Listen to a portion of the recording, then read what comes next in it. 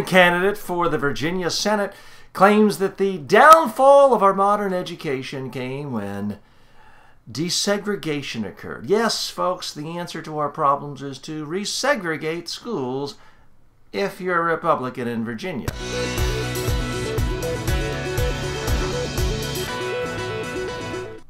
Folks, the quickest way to get under the skin of any conservative friends you have, libertarian friends you have, is to suggest that there's somehow the slightest whiff of racism in their midst. Now, it's okay to say that white liberals are racist against black conservatives. That's the only politically correct form of racism in the world of conservatives. So that's why it's helpful to remind our conservative friends and family members of situations like this.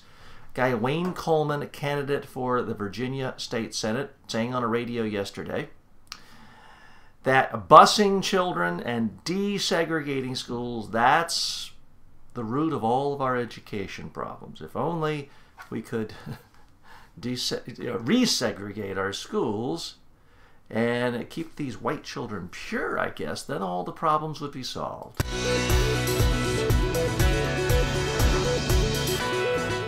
Folks, part of my job, as I see it, is to use my experience following politics for now about 40 years. By the way, today I'm 51, today. So for about 40 years I've been following politics and media closely, and to try to distill what's real and what isn't. Here's something I think is not real. Mike Huckabee looking at running for the presidency, the Republican nomination in 2016. Now, I do have tremendous respect for Mike Huckabee as a communicator, and I think that there is a chance that if he had won the nomination in 2008, he would have become president. I also think he would have done much better than Mitt Romney in 2012, although I still think it would have been difficult to beat Obama. But as you know, he's canceled his daily 3-hour talk radio show. He's still going to do his weekly or his weekend show on Fox News. He's doing radio commentaries on some 500 stations, which is a nice presence. He's got books, he's got speaking engagements. But when I see Mike Huckabee, he's this gigantic big fat guy. Remember, he got all that attention by losing all that weight, and that was one of the big hooks for him running for president in 2008. Well, he gained it all back. And hey, folks, I need to lose a few pounds too. But that's not what you do if you're serious about running for president. And he's got his big mansion down in Florida. By all accounts, he is sitting fat and happy, living the life of a celebrity.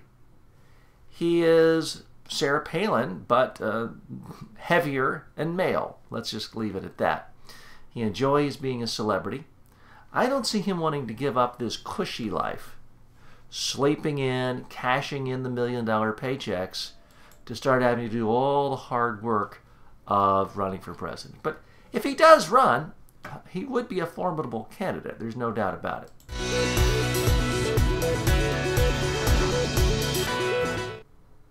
Are you kidding me? I'm loving this.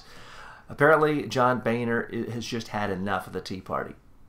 He is now publicly ridiculing them, condemning them, and they are condemning him back. There is absolute civil war within the conservative movement.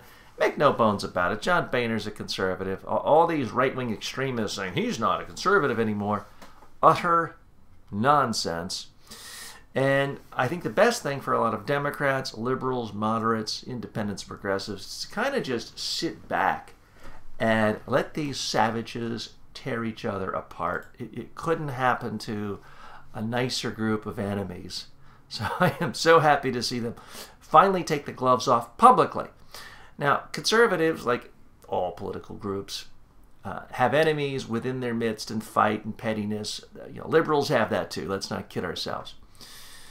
But the viciousness among conservatives, the Mark Levins, the Glenn Becks attacking conservative Republicans as impure, that's now escalated into the mainstream.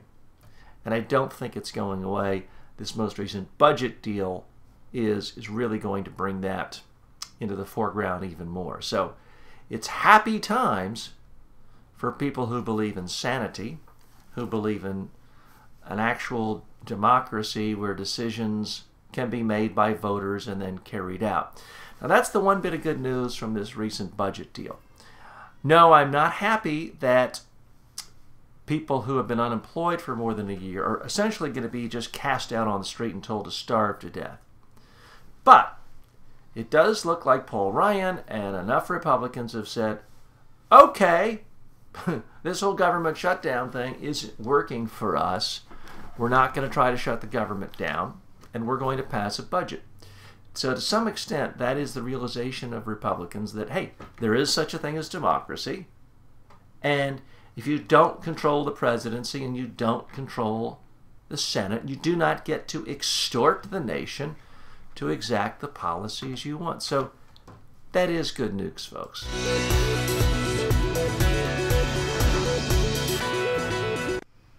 Okay.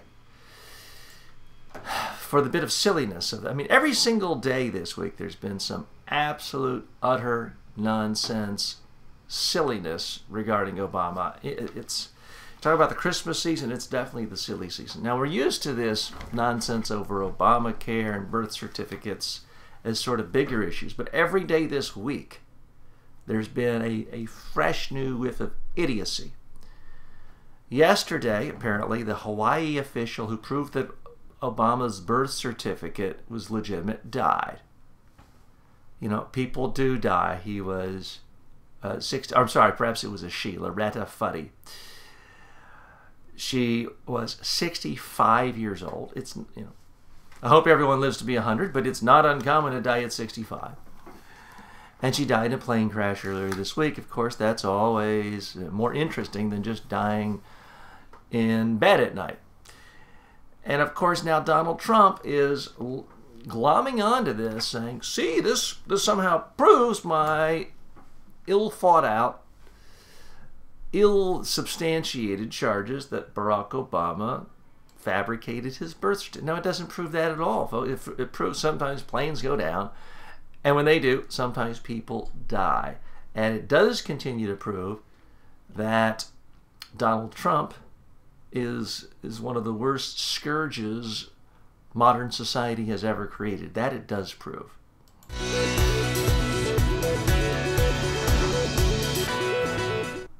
In other non-story news that right-wing extremists cook up to divert the fact that they're destroying the nation, I've seen this everywhere. This story that somehow Ed Schultz is awful, tainted, immoral, unethical, because he has obtained sponsorship from unions. Now, when I ask people, do you really think that he somehow twisted his views and he was anti-union, but now that he's accepted union money, do you think that? Well, no. Ed Schultz has been consistently pro-union. In fact, he's the only major anchor of any news network I know of who consistently, exclusively takes the pro-union position. When I ask conservatives, so are you telling me that somehow if you had known he was taking union money in the form of sponsorship, advertising, speaking fees, etc., you'd somehow have a higher opinion or a lower of opinion than you do now? Obviously the answer is no, because conservatives just hate, despise anyone who would ever say something positive about a union. So this is one of the biggest non-issues of the week, but believe me, this week, with all the nonsense about Obama's selfie and the birth certificate guy, there's a whole lot of competition for non-stories getting unneeded attention.